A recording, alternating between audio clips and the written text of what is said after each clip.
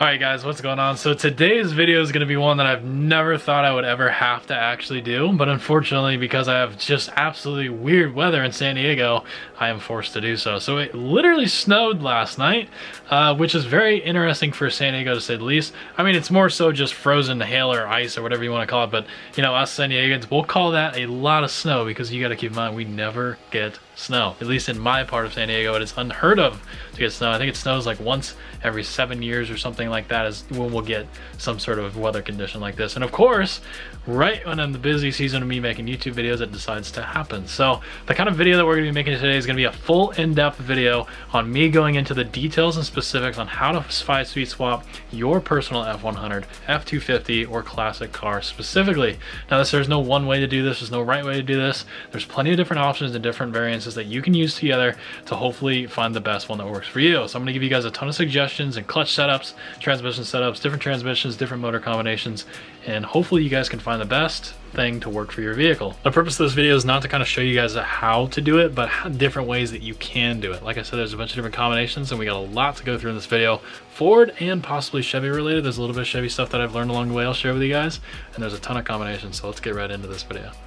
Alright guys, today's video is sponsored by Blaster. You guys asked and Blaster products listen. Blaster now has its PB'Blaster that you guys all know and love. It's been the #1 selling penetrant since 1957. It quickly busts loose rusted or frozen parts caused by rust and corrosion. This pattern design includes a dual spray pattern and volume adjuster that allows you to control the flow of the product for each specific application. For wide coverage, position the Pro Straw in the down position and spray. For the pinpoint spray, flip it up and spray through the straw. To control the volume, flip the Pro Straw up and adjust the volume slider until the desired flow is reached. The clear straw on the front of it allows you to monitor the amount of flow that actually is going on to the product you're using. Since 1957, Blaster Head Corporation has manufactured penetrants, lubricants, rust inhibitors, and a full-time line of specialty high concentrated formulas for the automotive, industrial, and hardware industries. Known for PB'Blaster, the #1 selling penetrant, Blaster delivers a product born from professional applications. As Rust Belt warriors, we can promise that by the time Blaster product ends up in your hands, it's only because the pros have confirmed it's the best.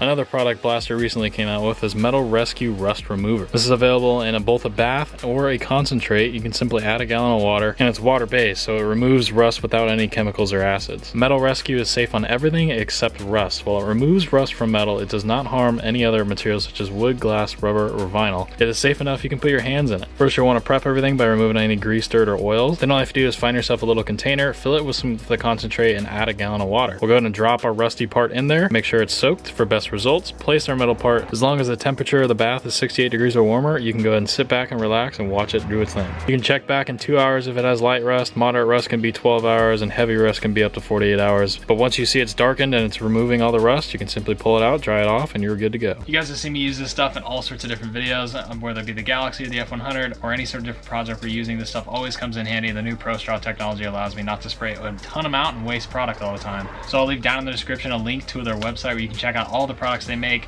There's a wide list of products that they make that you might not be aware of, and definitely take advantage and check those out for yourself. I want to give a massive shout out to Blaster for once again sponsoring today's video. Now let's get back into it. Alright guys, so like I said, this video is going to be a little bit differently formatted than other ones. We're going to do a lot of overlay clips from other videos and try to visualize this the best I can. So the best way I think to start this video off and kind of explain, how to 5-speed swap your own vehicle or F100 is to kind of explain to you guys my setup. So if you're not familiar with my personal 71 F100, it does have a Ford 302, which is the original engine, and this truck specifically was originally a factory 3 on the tree manual truck. So it had just the stock 2-barrel 302 and the 3-speed on the column, and that was what I drove, pretty much for three years or so, getting started driving it and throughout high school, and ultimately, I think right around my freshman year I swapped it into the 5-speed. So what's actually in my truck? My 5-speed specifically, a lot of people think it's a T5, but my transmission is a Tremec 3550. So this is basically, from what I've learned, the TKO is really just the updated version of the 3550. I know the TKO handles more torque than the 3550 will, and if that's the case, the 3550 would be your first generation, which I believe came in the Mustang Cobras. The Tremec 3550 specifically came only in a 1995 Cobra R model. And this model specifically had to have the 351 Windsor engine. No other vehicle that I've seen has had this. Later, you know, it became the TKO 500 and 600. The later 96 to 99 Mustang GT / Cobras, they used a T45, but those did have a 4.6 liter, and the bell housings won't match up to a 5 liter. So if you have a 4.6 in your truck and you wanted a 5-speed, a T45 Tremec would be also a very good application if it's something you're looking into doing. But yeah, basically you would have your Tremec 3550, the TKO 500, and the TKO 600 would be what we're at today. And then I believe they're ultimately being replaced by the TKX, which had just recently came out. Now these transmissions are all 5-speeds from Tremec. They are all manufactured by Tremec, and some did come factory into some vehicles, and some are aftermarket applications. So basically we have our Tremec 3550, the TKO 500, TKO 600, TKX, which is the brand new one, and then a T45. Your T45 will be something you'd probably run in a 4.6 if you had a Crown Vic swap. A T45 is not a bad idea to look into, being that it did come in a lot of manual cars. I believe the T45 also came in the 5-speed Thunderbirds.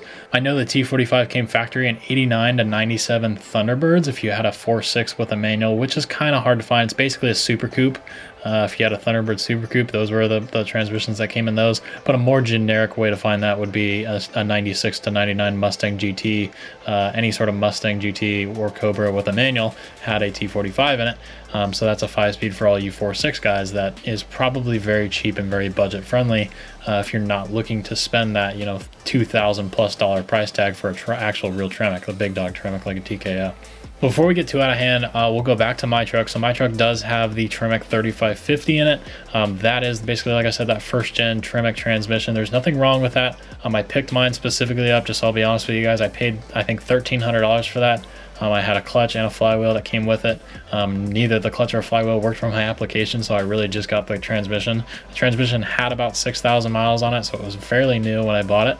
The guy that bought it was a wealthier man that just wanted a 6-speed. He didn't like the 5-speed, so he basically sold it back fairly quickly, and I ended up picking that up. So what modifications actually need to go into a truck like mine to actually put this thing into an F100? Now this is the part that a lot of people overcomplicate. If you already have a manual stick shift truck, whether that be an F250 or a F100, you do not have to do many modifications to put these transmissions in. For me specifically, your clutch and bell housing setup is a Z-bar. It's the factory Z-bar that goes in between the frame and the motor, and it's a Z pivot that basically goes on a ball and socket cup style pivot. That basically it uses a rod on the clutch pedal that actuates it. It's fully mechanical and it's fully adjustable. It does have a actual engagement rod that engages the clutch fork, and as you press the clutch, that opens and disengages the clutch mechanism itself. Now there's no need to go hydraulic and steal the cable out of a Mustang and do all these weird modifications to your pedal when you really just don't need to. If you can get a factory stick shift pedal assembly out of any sort of F100, which are quite common to find even in junkyards, you can steal an F250's pedal assembly and put it in an F100. The only difference is really, I guess, would be if you had power brakes or not, which I think honestly the pedal assemblies themselves are the same. So on my truck, my pedals are stock, my shifter linkage is stock, all that stuff has been stock. The Z-bar is still actually in place, and all I did was re-grease the bushings and replace the bushings and adjust the rod and put it all back together. I run the stock bell housing which came to the truck, which I'll put the casting number up. This is the exact one that's inside of my F100 right now. It's a heavy cast stock bell housing. You can get different ones. There's just aftermarket light ones.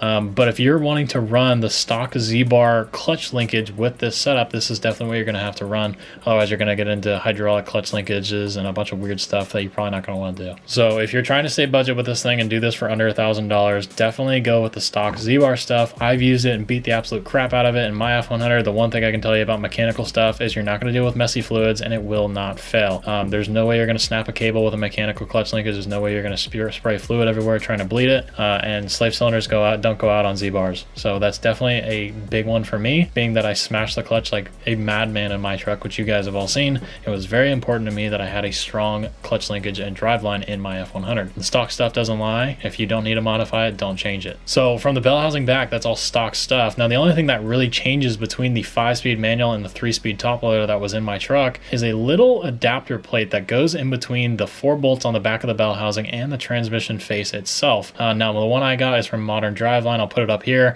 It's either, I think, about 3/4 of an inch to an inch in length, just to kind of space out the differences in input shaft lengths from the top loader to the Tremec. Now the Tremec has a 7-inch input shaft from the face to the end of the pilot bearing shaft. Now the stock top loader has a 6-inch input shaft from the face of the transmission to the end of the pilot bearing shaft. So to accommodate this, basically a few companies have simply, like MDL, and I believe there's a couple other companies that manufacture these things now.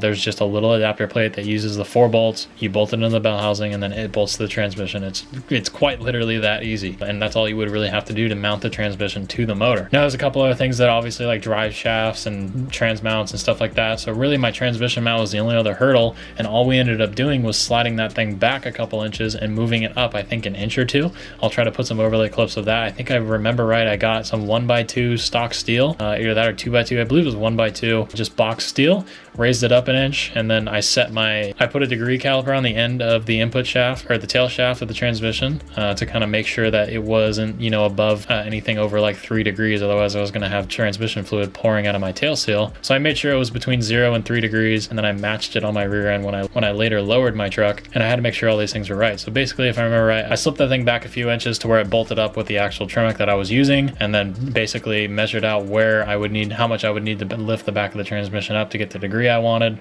and then just made some spacer blocks to go underneath that and bolted it all together. Now other than that, there really isn't any special modifications to go through besides cutting a hole in the floor, and if you have a bench seat, you're definitely going to need a bench seat shifter. That's why I wanted to go with the buckets, because the shifter location on a TKO is very far back compared to what it would be on like a T5. A T5, you can get away with it a little bit easier, especially if you're in a truck and you like that truck feel. A T5 might be better your route. So what is a T5? A T5 is probably the most common transmission that people mistake the one in my truck for, and a T5 is probably the most common 5-speed swapped into just about everything. 5-speed T5s came in really a variety of different vehicles, from S10s to Camaros to Fox body Mustangs. Now these transmissions they came in a regular Borg Warner style transmission and the World Class, and there's different ways to identify the World Class. The World Class, the one thing that I've known as the telltale sign of identifying a World Class. So the real difference between a World Class and a non-World Class T5 is really the design of the countershaft bearing that's in the front of the transmission. Now if you have a totally flat flush cap on the front of that thing, then it's probably not a World Class. The ones that I've noticed is if they have a chamfer that kind of runs around the whole thing on the outer edge and looks like a big circle, that would be a World Class. Now that's the one you want to look for. I'll visually show the differences between the two so you can clearly see which one you're looking for. But there's also things like the fender tag itself. The real big difference, I guess, is the non-World Class T5s. They have fiberline synchros, and if they're brass, then they're not a World Class, but I believe the World Classes have steel synchros in them, and they're a lot more heavy duty. So some people say between World Class and non-World Class, you know, there's not really any difference, but I mean, if you're going to get a budget transmission, at least get the nicer one with a nicer gear set or the nicer synchros in it. So these aren't just for small block Fords specifically. There is a ton of vehicles that came factory with a Borg Warner T5, and I'll actually put up just the screenshot of the Wikipedia page. It actually goes on and on and on, and if you just scroll through that, you can actually find which one will be a World Class and which one's not a World Class, so you can hopefully find the one that best fits your needs. And this is kind of where my Chevy guys can come in, because this is not just a Ford thing. A lot of the Camaros themselves from 83 to 92 are non-World Classes, and the World Class was actually an 88 to 92 with a specific RPO code. So if you guys are looking for a World Class for a Camaro or some sort of small block Chevy, I do know that the V6 Camaros were World Classes from 93 to 02, and as well as the Camaros, some of the IROC Camaros in special years. But yeah, definitely take a look at that Wikipedia page. I will have a lot of the links to all this information down in the description so you guys can check all that stuff out. But with that being said, we're going to get off the T5 because you can spend hours and hours and hours on just this one transmission. But I should probably state the obvious. If you were actually looking to get this T5, which like I said is probably one of the most common swaps, basically your junkyard build between a 90s Fox body era Mustang with a 5-liter, it's definitely the one to go for. I believe all the Fox bodies halfway through 83 to 95 with the 302 in them all had a World Class T5, as well as a Capri. Now there are a ton of different options you can run. Like I said, if you got a 4.6, you can do a 4 or 5-speed specifically, and obviously we could go into 6 speeds, but this video I want to primarily focus on the 5-speed stuff. I'm not going to try to pull into the T56 or any sort of transmissions like that. We're specifically talking about the Tremec transmissions themselves. Now obviously I can go in depth on, you know, different transmissions like the T56 and other 6 speeds, but this video is primarily for the 5 speeds, so I'm just going to purely stick with those because there's plenty of other videos that can be had with 6 speeds alone. Yeah, but in terms of my truck specifically, you can definitely take the transmission right out of my truck and plug in a T5 and it will work perfectly fine. There should be almost zero modifications to that. You can run a T5, a TKO, 3550, or any sort of transmission like that on a 5-liter, and not really much is going to be different besides that, just that little adapter plate on the back, some relocation of the cross member. That's about all you'd have to do, and then obviously change your drive shaft. So these swaps are actually very easy to do, and you can do it very budget friendly. Like I said, there's a lot of different options between transmissions. If you're not wanting to spend the big bucks, you can go down into the T5 range and get a world class, or you can just be very budget friendly and go into just a standard non-world class T5. You can find those scattered throughout the junkyards in tons of different vehicles all over. And if you are looking for that list, I would definitely recommend checking that Wikipedia page out. I would definitely recommend checking out that Wikipedia link that I have below. You guys can kind of get a whole list and go through the list of all the vehicles that came factory with a BorgWarner T5. Now for all the F250 guys specifically, this is going to be almost no different for you with the big block FE. A lot of those trucks still run the Z-bar. A lot of those trucks basically have the same input shaft lengths, and you can, if you have a stick shift truck, then you can run that same exact transmission that you are looking to put behind a small block or a big block. However, I would not recommend putting a T5 behind your 390 or 428 or 427 FE in your truck, or your 445 for that matter. You'll probably shatter the brains out of it because the big blocks make way too much torque, and when they're not designed to be in that heavy of a vehicle. If you're looking to do some more of the heavy duty route, I would look into kind of a ZF5 transmission. I'm not too fond of my knowledge on those transmissions specifically.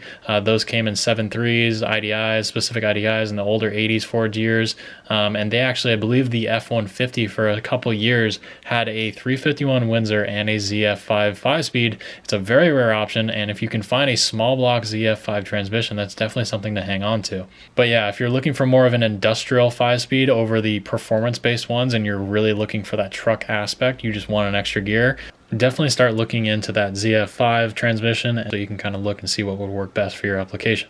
I know as well for a lot of you 4.6 guys, the 3-valve Mustang came with a TR3650. You can run that thing and that'll work just fine. I don't see why it wouldn't work with a 3-valve on the Mustang GTs. It probably would work with a 2-valve as well. Obviously, I don't want you to quote me on that, but that's something not to look into. Those came in the 05 to 09 Mustang GT manuals. And like I said, yeah, TR3650 transmission, that's another option for you. Not a 3550, a 3650.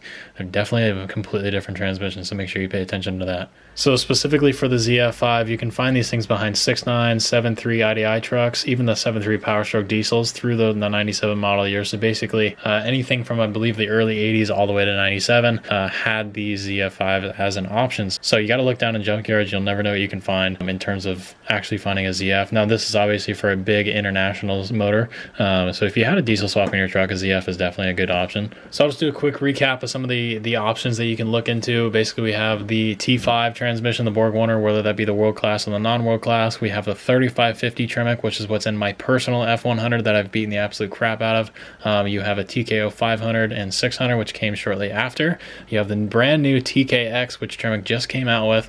You have a T45 and a Tremec TR3650 for all of you 3-valve and 2-valve guys. And I think the last one we covered was the ZF5 for a lot of the bigger diesel stuff if you have a larger motor. Like I said, I do believe there's a small block version of the ZF5. I'm not entirely sure on the years. It seems like a pretty gray area when I was doing the research, so hopefully somebody can clear that up down in the comments for me. But yeah, ZF5 is definitely a transmission you can look into doing. So that's probably one of the most common questions I get is, Craig, I want a 5-speed swap in my truck. What should I do? So I hope this answered a bunch of questions for you guys.